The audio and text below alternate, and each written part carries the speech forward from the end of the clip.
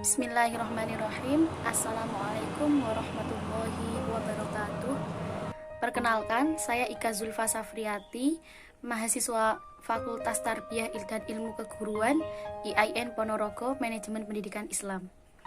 Pada kali ini saya akan mempresentasikan mengenai manajemen konflik dalam psikologi komunikasi.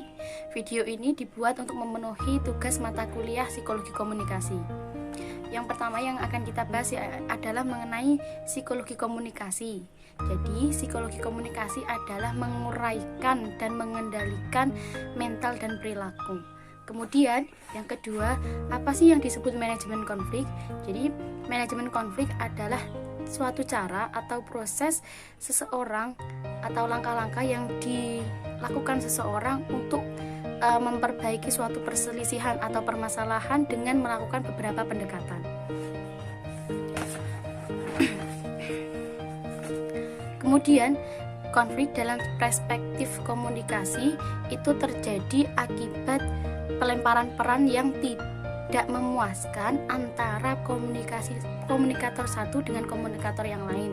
Jadi adanya konflik ini terjadi biasanya karena adanya miskomunikasi antara satu orang dengan orang yang lainnya, sehingga memunculkan konflik selanjutnya lagi.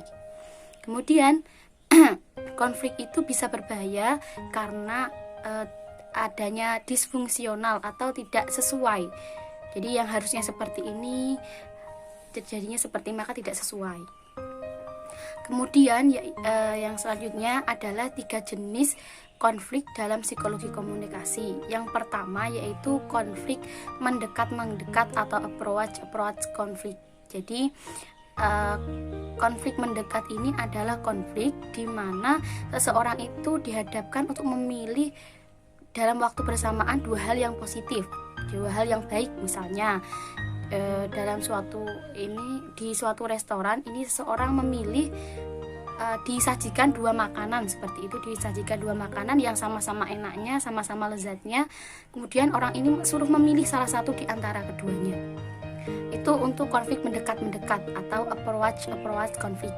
Yang kedua yaitu mengenai konflik menjauh-menjauh atau avoidance konflik.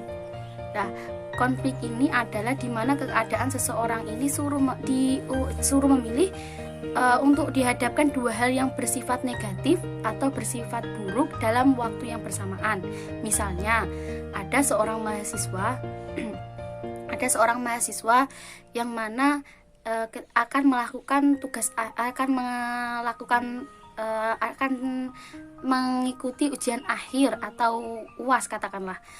Nah, kemudian dia dihadapkan kalau mau berhasil maka harus belajar, kalau enggak nilainya akan jelek.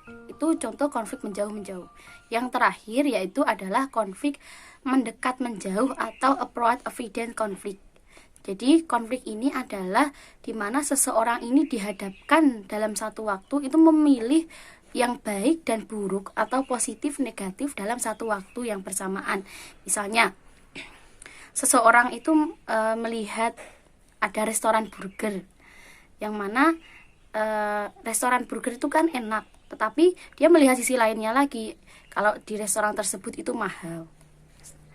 Nah, jadi itulah 3 jenis konflik yang ada di psikologi komunikasi. Yang pertama yaitu konflik mendekat-mendekat, yang kedua yaitu konflik menjauh-menjauh, dan yang ketiga yaitu konflik menjauh dan mendekat.